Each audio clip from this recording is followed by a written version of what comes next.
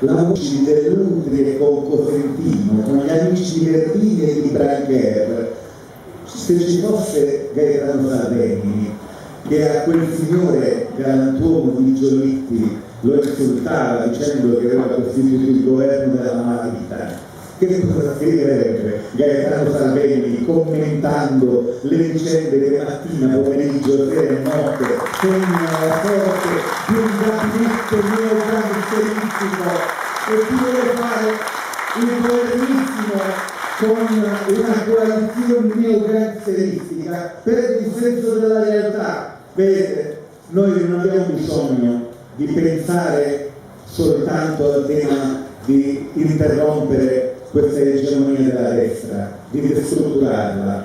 Abbiamo bisogno di sapere che la destra ha vinto perché è entrata anche dentro la sinistra. C'è una destra che è a destra e c'è tanta destra che è a sinistra.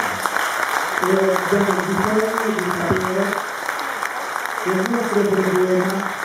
il nostro problema è avere un'idea del mondo, avere la capacità di far sognare le persone con sogni che evochino il cambiamento, di produrre nelle persone incubi che siano legati a una cultura del senso del limite, che siano legati al senso di responsabilità della specie umana e dei generi sessuali l'uno nei confronti dell'altro, e invece siamo in un'epoca in cui sogni e incubi berlusconiani tracimano dagli accampamenti della destra e coinvolgono l'intero immaginario nazionale.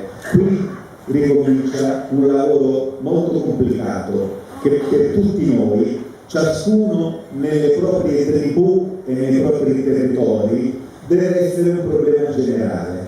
Come ricostruiamo il senso delle parole del cambiamento? Abbiamo smarrito il vocabolario, quello che è in grado di collegare la politica alla vita e di dare speranza e di rimettere il principio speranza nelle vene della politica. Ci dobbiamo provare, siamo condannati a provarci.